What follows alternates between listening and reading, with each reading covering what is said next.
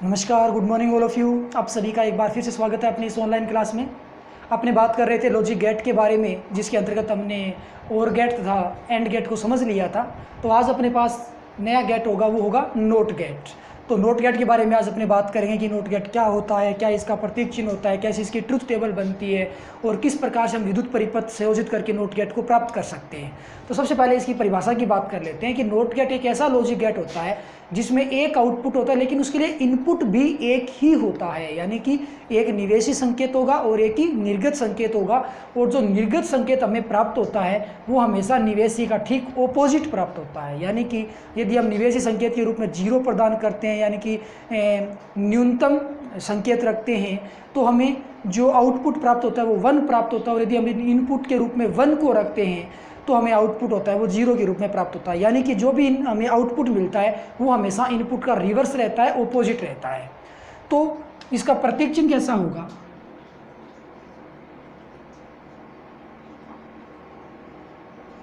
यदि अपने इसके प्रतीक चिन्ह की बात करें तो इसका प्रतीक चिन्ह कुछ ऐसा होता है। यहाँ एक बिंदुवत पॉइंट लगा होता है जिसे हम बबल कहते हैं।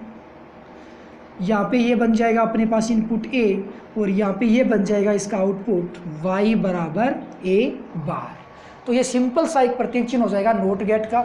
और यहाँ हमने A बार लगाया है, ये इस बात को रिप्रेजेंट करेगा कि जहाँ यहाँ पे हमने जो भी इनपुट दिया है उसका ऑपोजिट हमें यहाँ पे मिलेगा। फॉर एग्जाम्पल हमने यहाँ पे 0 इनपुट दिया तो यहाँ पे हमें आउटपुट 1 मिलेगा, और यदि हमने यहाँ पे 1 इनपुट दिया है तो यहाँ पे हमें आउटपुट है वो 0 प्राप्त होने वाला है। अब बात करें ये y बराबर A बार है क्या चीज़, तो ये होगा इसके लिए बूलिय व्यंजक। तो इसका बूलिय व्यंजक क्या बन जाएगा? y बराबर A बार, ये बन जाएगा इसके लिए बूलिय व्यंजक। अब अपने बात करें इसके लिए सत्यापन सारणी की, कि सत्यापन सारणी किस प्रकार बनने वाली है।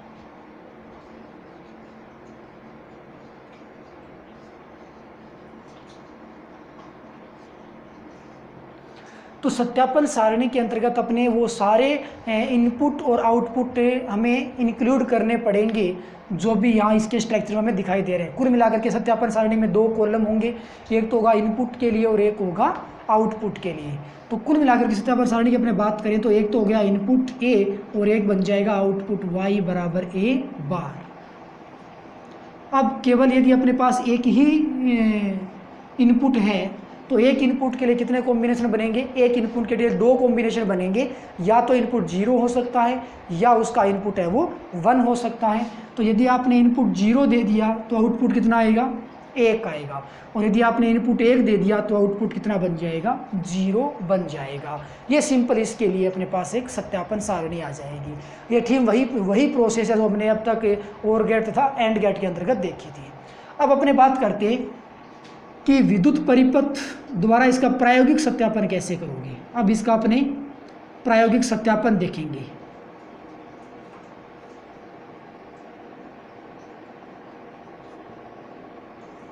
अब एक्चुअल में होगा क्या कि नोट गेट जब भी अपने इनपुट 0 देंगे तो आउटपुट कितना देगा? 1 देगा, और यदि अपने इनपुट 1 देंगे तो आउटपुट कितना देगा? 0 देगा। यानी कि ऑपोजिट हमें रिजल्ट प्रदान करने वाला है। ऐसा ही सिस्टम अपने घरों में जो होता है इन्वर्टर सिस्टम, जो कि नोट गेट पे काम करता है। कैसे कि यदि अपने इन्वर्टर सिस्टम को इनपुट देते हैं, यानी कि बाहर से पावर सप्लाई उसको मिलता है इन्वर्टर को, तो अपने वो आगे लाइट पास नहीं करता, यानी कि वो आउटपुट नहीं देता है। मतलब इन्वर्टर को जो भी इनपुट है वो मिला, उस केस में उसने आउटपुट नहीं दिया। और जब भी इन्वर्टर को अपने इनपुट नहीं देते हैं, बाहर से पावर सप्लाई नहीं देते हैं, उस केस में इन्वर्टर क्या करता है कि आगे अपने घरों में पावर सप्लाई देता है। तो इन्वर्टर पावर सप्लाई अपने घरों में तभी देता है जब उसको खुद को कोई भी संकेत यानी कि ऊर्जा ना मिल रही हो।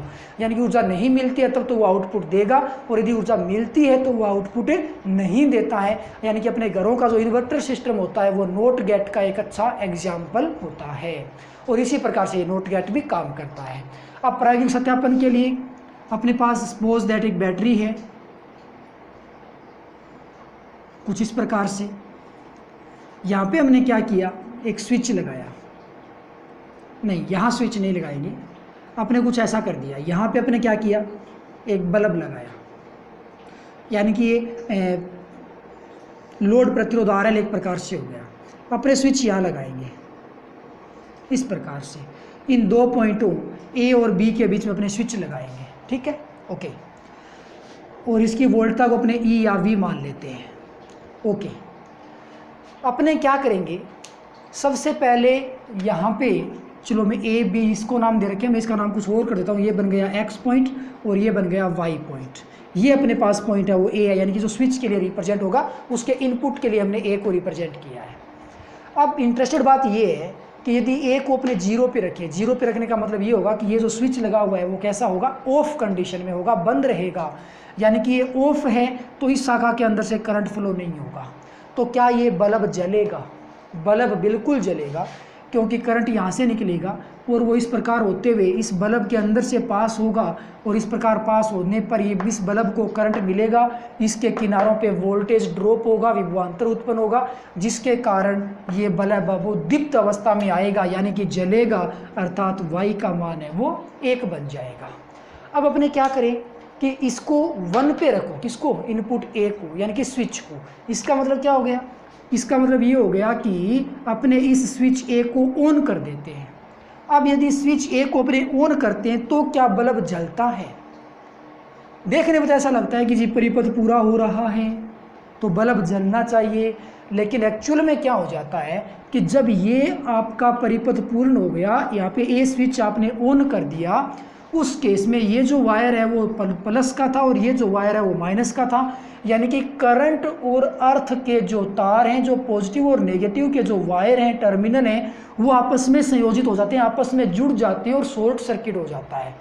ये ठीक वैसे ही कंडीशन उत्पन्न हो जाती है जैसे अपने घरों में 2 वायर होते हैं, उनको आपस में टच करवा देते हो, जैसा कि यहाँ पे हमने दोनों वायर को आपस में टच करवा दिया है, तो फिर क्या होगा, जैसा घरों में होता है वैसा यहाँ पे होगा, क्या होगा, शॉर्ट सर्किट होगा, पूरा का पूरा जो परिपथ है वो जल के नष्ट हो जाएगा, यानी कि बल्ब नहीं जलने वाला है, अर्थात वाई का जो मान है वो कितना मिलेगा, 0 मिलेगा। तो जब हमने स्विच को ऑफ रखा था उसमें तो ये बल्ब जल रहा था और स्विच को ऑन करते ही शॉर्ट सर्किट हो जाएगा, सब कुछ परिपथ जल के नष्ट हो जाएगा और ये बल्ब अदीप्त अवस्था में रहेगा, यानी कि वाई का मान में 0 प्राप्त होने वाला है।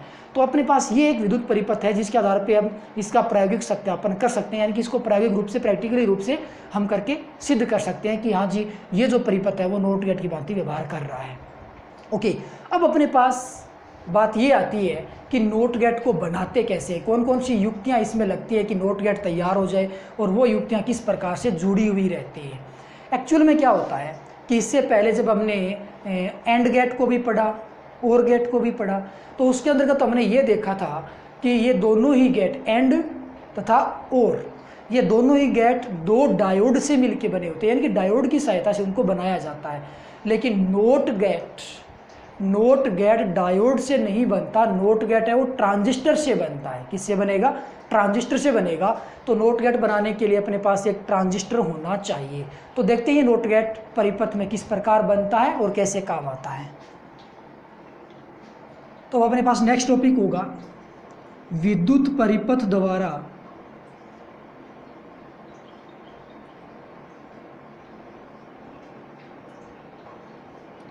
नॉट गेट की प्राप्ति।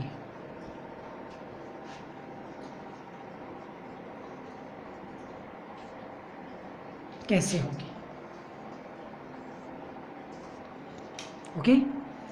किसकी जरूरत पड़ेगी, ट्रांजिस्टर की। अपने पास सपोज दैट एक एनपीएन टाइप का ट्रांजिस्टर है। किस टाइप का, एनपीएन टाइप का, कुछ ऐसा जिसमें ये पॉइंट है वो आधार है बी, ये अपने ई मीटर मान लेंगे ई, और इसको अपने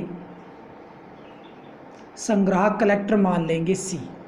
अब यहाँ पे अपने जोड़ेंगे क्या, यहाँ लगाएंगे संग्राहक के साथ एक लोड प्रतिरोध, जैसा कि आप अपना बल्ब समझ सकते हो, वो बल्ब हमने यहाँ पे लगा दिया और यहाँ पे हमने जोड़ दिया है आरएल को। तो फिर आरएल के 2 पॉइंट हो गए, ये संग्राहक सी है, आरएल का एक पॉइंट तो ये हो गया, एक्स टर्मिनल हो गया, बल्ब का एक टर्मिनल एक्स हो गया, और एक टर्मिनल ये हो गया जी वाई, यानी कि ये जो अपना बल्ब लगा हुआ है वो एक्स और वाई 2 टर्मिनल के साथ जुड़ा हुआ है। और अपना ये जो ट्रांजिस्टर होगा वो अपने किस प्रकार का होगा, ये ट्रांजिस्टर होगा एनपीएन टाइप का। करंट फ्लो किससे करवाएंगे, वो बाद में रिप्रेजेंट करने वाले अपने करंट फ्लो किस प्रकार से होगा, हालांकि और बी के बीच में होता है, पी से एन की ओर हमेशा ये करंट की डायरेक्शन रहती है, इसके ऑपोजिट यदि आप फ्लो करवाएं तो करंट फ्लो नहीं होता है। ठीक है जी, और क्या जोड़ोगे, और यहाँ पे हमें जोड़ना होगा एक बैटरी को, और इस बैटरी का ये जो नीचे वाला दूसरा भाग है उसको हमने कर दिया ग्राउंडेड, और इस ई के भाग को भी हमने क्या कर दिया, ग्राउंडेड कर दिया है। ये सिंपल सी अपने पास एक संरचना है। इसकी वोल्टता फिक्स मान लो, कोई 5 वोल्ट 4 वोल्ट जितना भी, एक फिक्स वोल्टेज की अपने पास एक बैटरी है। कुछ ऐसा सिस्टम यहाँ पे बना हुआ है। अब एक्चुअल में होगा क्या कि हमें इस टेबल को सत्यापित करना है। डायग्राम वजह से समझ में आया, अपना बल्ब यहाँ पे लगा हुआ है, हमें सिद्ध क्या करना है, हमें इनपुट ए के जो मान है यहाँ पे अपने इनपुट हो जाएगा, ये अपने आधार था, यहाँ पे अपने इनपुट देना है, ये अपने लिए इनपुट होगा। ए का मान सबसे पहले 0 पे रखेंगे। 0 पे रखने का मतलब होगा कि ए को आप बैटरी के नेगेटिव टर्मिनल से जोड़ोगे। फिर ए का मान 1 पे रखेंगे, मतलब आप ए को बैटरी के पॉजिटिव टर्मिनल से जोड़ोगे।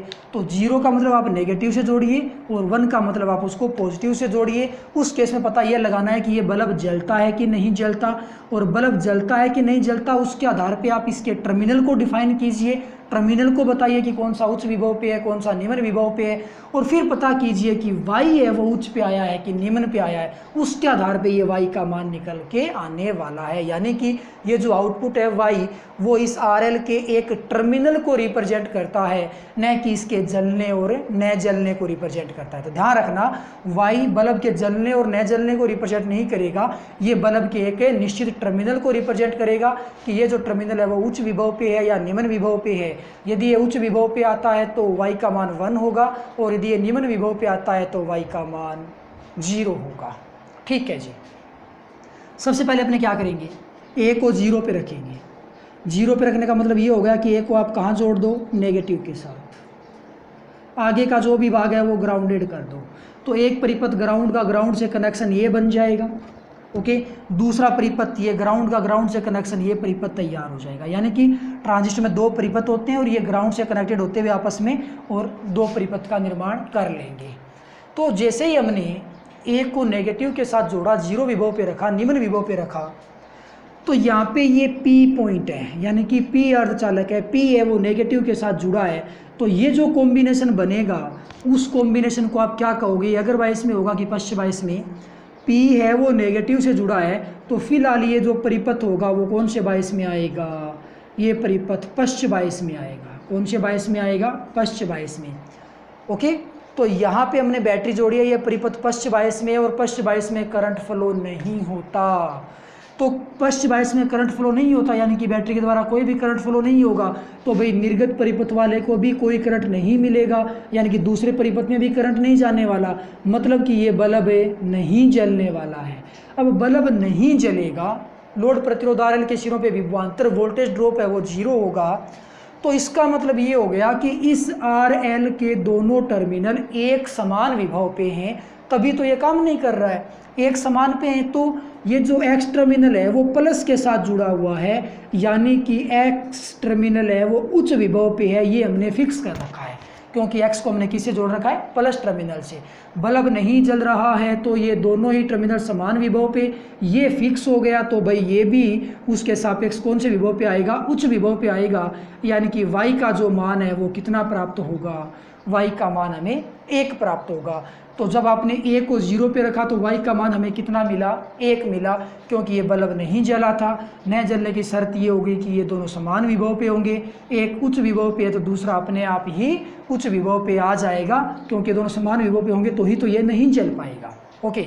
अब अपने क्या करेंगे, अब अपने a को 1 पे रखेंगे। कहाँ रखेंगे, 1 पे, यानी कि a को जोड़ दोगे आप पॉजिटिव टर्मिनल के साथ। किसके साथ, पॉजिटिव के साथ। अब क्या हो गया, अब ये जो P पॉइंट है, ये जो P पॉइंट है वो प्लस के साथ जुड़ गया, तो ये कौन से बायस में आ जाएगा परिपथ, अगर बायस में आएगा तो भाई इस बैटरी के द्वारा करंट फ्लो होगा। अगर बायस में करंट जाएगा तो इस आगे वाले बायस में भी करंट फ्लो होना है, ओके। तो इस बायस में भी करंट फ्लो होगा, इस परिपथ में भी करंट फ्लो होगा, तो बल्ब को वोल्टेज मिलेगा, वोल्टेज ड्रॉप होगा इसके सिरों पे, यानी कि ये बल्ब जलने वाला है। अब बल्ब जलेगा तो उसके पीछे की शर्त क्या होगी कि इस बल्ब का एक टर्मिनल तो उच्च विभव पे होगा और दूसरा टर्मिनल निम्न विभव पे होगा। तो RL का एक टर्मिनल जो X है वो फिक्स हो गया है उच्च विभव पे, तो Y कहाँ चला जाएगा, निम्न विभव पे चला जाएगा, यानी कि Y का जो मान है वो कितना बनेगा, 0 बनेगा। तो A का मान जब 1 है तो Y का मान कितना है, 0 है। तो ये अपने पास एक ऐसा विद्युत परिपथ है जो नोट गेट को रिप्रेजेंट करता है। अपने जो भी इनपुट इस टेबल के अनुसार देते हैं उसके लिए आउटपुट है वो हमें सत्यापन सारणी के अनुसार प्राप्त होते हैं। तो ये कंप्लीट परिपथ है, वो 1 नंबर का एग्जाम में कई बार पूछ लिया जाता है कि नोट गेट को प्रदर्शित करने वाला विद्युत परिपथ बनाइए, तो आपको भाई विद्युत परिपथ है वो ये बनाना होगा। तो ये थी अपने पास रामायण किसके लिए, नोट गेट के लिए। तो कुल मिलाकर के अपने जो 3 लॉजिक गेट थे वो तीनों लॉजिक गेट कंप्लीट हो चुके हैं। पहला लॉजिक गेट था और गेट, दूसरा लॉजिक गेट था एंड गेट, और तीसरा लॉजिक गेट है नोट गेट। अब अपने बात करेंगे यूनिवर्सल गेट की, यानी कि सार्वत्रिक द्वार की, कि ये सार्वत्रिक द्वार यानी कि यूनिवर्सल गेट क्या होते हैं।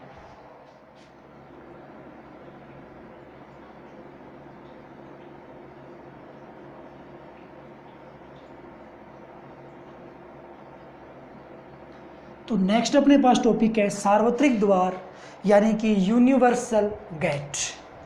एक्चुअल में जो सार्वत्रिक द्वार होते हैं वो ऐसे द्वार होते हैं जिनसे हम तीनों ही लॉजिक गेट की प्राप्ति कर सकते हैं, और ये उन गेट्स लॉजिक गेट से मिलके बने होते हैं। यानी कि ऐसे द्वार दो लॉजिक गेट से मिलकर के बनाए जाते हैं, ऐसे द्वारों को हम सार्वत्रिक द्वार कहते हैं। और ऐसे द्वारों को सार्वत्रिक द्वार ही क्यों कहते हैं, एक बार एक क्वेश्चन आया हुआ है कि सार्वत्रिक द्वार को सार्वत्रिक द्वार ही क्यों कहते हैं, ऐसा एक क्वेश्चन आया था। तो उसके पीछे का आंसर ये होगा कि सार्वत्रिक द्वार को हम सार्वत्रिक द्वार इसलिए कहते हैं क्योंकि इससे तीनों लॉजिक गेट की प्राप्ति की जा सकती है। और मोस्टली सार्वत्रिक द्वार है वो 2 प्रकार के होते हैं, एक तो होता है नैंड गेट और दूसरा होता है नोर गेट। और इसके अलावा एक गेट और होता है जिसे हम एक्सोर गेट कहेंगे, उसकी भी अपने बात करने वाले हैं। लेकिन सबसे पहले अपने जो 2 सार्वत्रिक द्वार हैं उसकी बात करेंगे। तो सार्वत्रिक द्वार, पहला द्वार होगा नोर गेट और दूसरा सार्वत्रिक द्वार होगा नैंड गेट।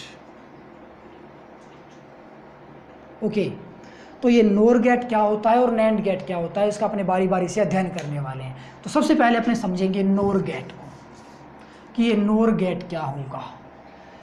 इसके नाम से ही हमें पता चलता है कि जो नोर गेट है ना वो एन का मतलब नोट और का मतलब और है ही। तो ये जो नोर गेट होगा वो और नोट दोनों गेट से मिल के बना होगा, और दोनों गेट से मिल करके जो भी गेट बनेगा उसको अपने क्या कहेंगे, नोर गेट कहेंगे। तो इसका प्रतीक चिन्ह कैसा आएगा,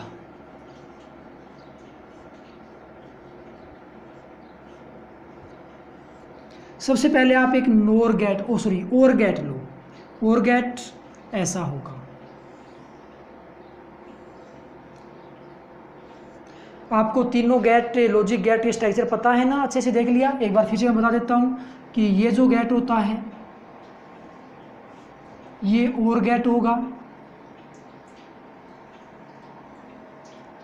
ये जो गेट होगा वो एंड गेट होगा। ये कौन सा है, और गेट, और ये कैसा है, एंड गेट।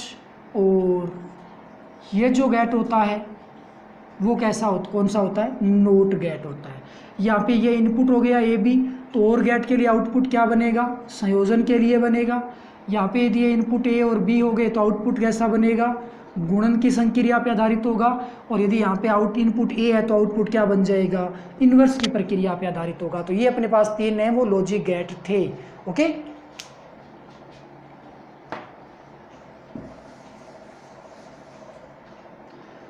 ओके, तो अपने एक बात कर रहे हैं नोर गेट के प्रतीक चिन्ह की। तो अपने पास ये एक और गेट हो गया। अब ये बन गया कंप्लीट और गेट जिसके लिए इनपुट है वो 1 से ज़्यादा होंगे। अब यहाँ पे नोट गेट जोड़ना है, तो नोट गेट है वो अपने यहाँ बैक साइड में संयोजित करते हैं हमेशा। तो इस प्रकार से नोट गेट को आप यहाँ पे जोड़ोगे। तो ये कौन सा गेट था, ये था और गेट, और ये कौन सा गेट हो गया, ये हो गया नोट गेट। अब इन दोनों को आप थोड़ा सा और असेंबल कर दो, एक साथ जोड़ दो, तो इसका फाइनली प्रतीक चिन्ह बन के आएगा। ये अभी प्रतीक चिन्ह नहीं है, ये मैंने समझने के लिए आपको बताया है कि एक और गेट है और उसके साथ में नोट गेट जुड़ा हुआ है। लेकिन इसका जो प्रतीक चिन्ह बनता है वो कुछ ऐसा बनेगा। ये जो नोट है, नोट का केवल यहाँ पे बबल जोड़ा जाता है, ये बन जाता है जी नोर गेट। कौन सा गेट बन गया? नोर, जिसमें और भी है और नोट का ये बबल यानी कि नोट भी है। अब ये आउटपुट किस प्रकार से देगा? आउटपुट किस प्रकार से देगा? अपने यहाँ पे और गेट है, इसके लिए इनपुट ए और बी दो हो गए। तो ये और गेट क्या करता है? और गेट जितने भी इनपुट होते हैं उनको आपस में जोड़ देता है, संयोजित कर देता है। तो यदि यहाँ और गेट के बाद में यदि आउटपुट की बात करूँ तो इसका आउटपुट है वो हमें a प्लस बी से मिलेगा, यानी कि y डैश इसका आउटपुट नाम दे दो तो y डैश बराबर क्या मिलेगा? a प्लस बी हमें मिलेगा। नोट गेट क्या करता है? नोट गेट जो भी इसको इनपुट मिला है उसको इन्वर्स कर देगा, रिवर्स कर देगा, उल्टा कर देगा। यानी कि इसका जो आउटपुट आएगा ना वो क्या आएगा? इसको इनपुट क्या मिला? a प्लस बी इनपुट मिला, इसको इनपुट मिला a प्लस बी, इस कंप्लीट को उल्टा कर देगा। यहाँ पे जो भी वैल्यू निकल के आएगी उसका उल्टा ये यहाँ पे प्राप्त होगा। कुछ बच्चे क्या करते हैं कि इसको ऐसा लिख देते हैं a bar plus B bar. आप लोग मैथमेटिक्स पढ़ते हो, 12th क्लास के स्टूडेंट हो, आपको पता होना चाहिए a प्लस बी का बार और a bar plus B bar इन दोनों में अंतर है, दोनों का रिजल्ट है वो डिफरेंट आता है। तो ध्यान ये रखना कि इसके लिए input complete a plus B है तो a प्लस बी कंप्लीट का ये नोट गेट है वो उल्टा करेगा। फॉर एग्जाम्पल, तो यदि मैं a को 0 मान लेता हूँ, b को 1 मान लेता हूँ, तो पता करते हैं कि आउटपुट क्या आता है। तो और गेट क्या करेगा? दोनों को जोड़ेगा, 0 प्लस 1, रिजल्ट कितना आया? 1। नोट गेट क्या करेगा? 1 को उल्टा कर देगा, कितना बना देगा? 0। यानी कि आपने इनपुट 0 और 1 दिया है तो आउटपुट कितना आएगा? 0 आउटपुट आने वाला है। तो कुल मिलाकर के बात ये हो गई कि इसका आउटपुट है वो कैसे निकलेगा? ये निकलेगा इनपुट कंप्लीट के रिवर्स के साथ। तो ये इसका प्रतीक चिन्ह अपने पास प्राप्त होगा। अब इसकी बात करें सत्यापन सारणी की, तो आप ध्यान रखना यदि आपसे प्रतीक चिन्ह पूछा जाता है तो प्रतीक चिन्ह आपको ये बनाना है। ये केवल मैंने समझाने के लिए आपको बताया है, प्रतीक चिन्ह होता है वो ये होता है। ओके, तो अब बात करेंगे सत्यापन सारणी की।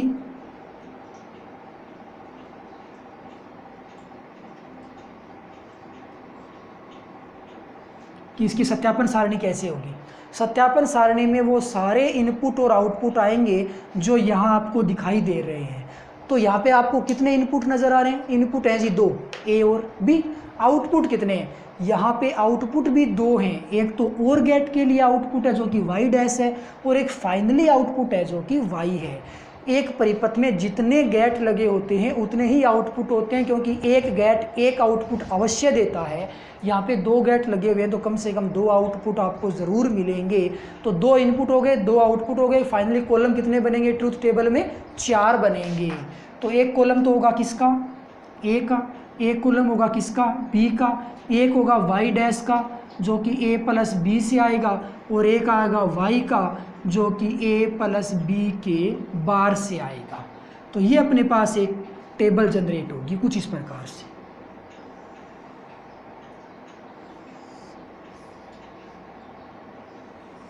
अब 2 इनपुट हैं तो कॉम्बिनेशन कितने बनेंगे?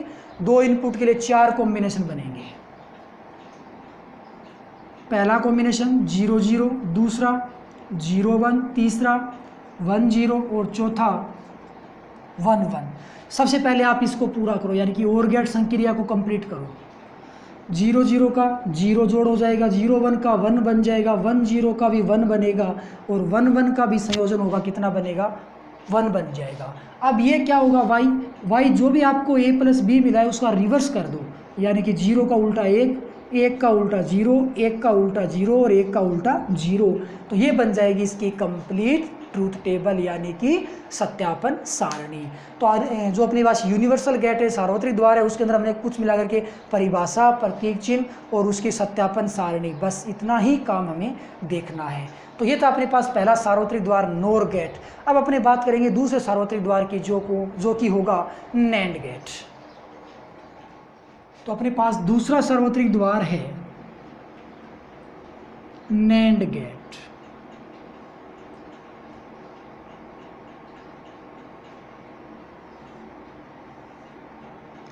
आप इसके नाम से ही पता लगा सकते हो कि ये किन किन गेट के संयोजन से होगा, मिलकर के बना होगा। नैंड गेट में क्या होगा, एक तो एंड गेट होगा और दूसरा कौन होगा, नोट गेट होगा। यानी कि नैंड गेट एक ऐसा यूनिवर्सल गेट होता है जो कि नोट गेट तथा एंड गेट से मिलकर के बना होता है। अब इसके प्रतीक चिन्ह की बात करें,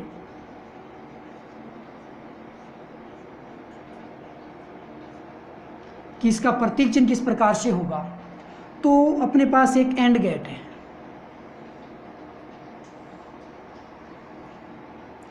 कुछ ऐसे इनपुट हो गया ए और बी। तो भाई यहाँ एंड गेट हो गया, उसके साथ किसको जोड़ोगे, नोट गेट को। तो ये अपने पास एक नोट गेट है, इसको हमने संयोजित कर दिया। ओके, तो ये एंड गेट है, ये आउटपुट क्या देगा, ये देगा एक आउटपुट वाई डैश जो कि इनपुट के गुणन से प्राप्त होगा, यानी कि ए डॉट बी से हमें इसका रिजल्ट है वो प्राप्त हो जाएगा। तो नोट गेट क्या करेगा, नोट गेट फाइनली आउटपुट देगा और वो क्या करेगा कि उसको जो भी इनपुट मिला है उसका रिवर्स कर देगा। इसको इनपुट क्या मिला, ए डॉट बी मिला और उसका रिवर्स कर दिया, तो वाई बराबर ए डॉट बी कंप्लीट का रिवर्स हो गया। फॉर एग्जांपल यदि आपने ए को 1 ले लिया, बी को 0 ले लिया, तो सबसे पहले एंड गेट अपना काम करेगा, क्या करेगा, ये इनपुट को गुणा कर देगा, गुणा करेगा तो इसका आउटपुट कितना आएगा, 0 आएगा। 0 है वो नोट गेट के लिए इनपुट बन चुका है और ये नोट गेट क्या करेगा, 0 को रिवर्स कर देगा, यानी कि ये 1 बना देगा। तो जब आपके पास इनपुट 1 और 0 है तो उसका आउटपुट कितना आएगा, 1 हमें प्राप्त होगा। तो अब इसका प्रतीक चिन्ह फाइनली क्या होने वाला है, इसका फाइनली प्रतीक चिन्ह कुछ ऐसा बनेगा।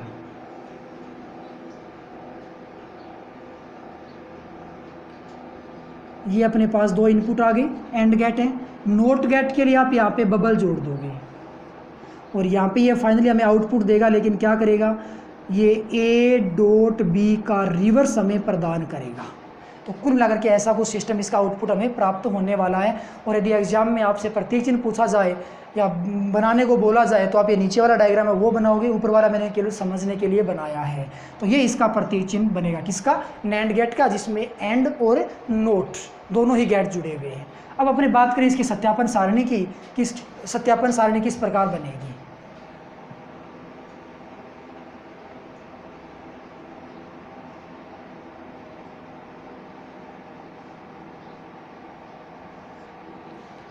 सत्यापन सारणी में वो सारे कॉलम आएंगे जो कि यहाँ इनपुट और आउटपुट के रूप में है। तो यहाँ पे कितने इनपुट हैं, यहाँ पे 2 इनपुट हैं, यहाँ पे आउटपुट कितने, आउटपुट भी 2 है। तो ट्रुथ टेबल में कॉलम कितने बनेंगे, 4 बनेंगे। कौन कौन से, 2 तो आ जाएंगे जी इनपुट के लिए, ए और बी हो गया, 2 आ जाएंगे आउटपुट के लिए, एक तो है वाई डैश जो कि ए डॉट बी आएगा और एक है वाई जो कि ए डॉट बी कंप्लीट का क्या कर देगा, रिवर्स कर देगा।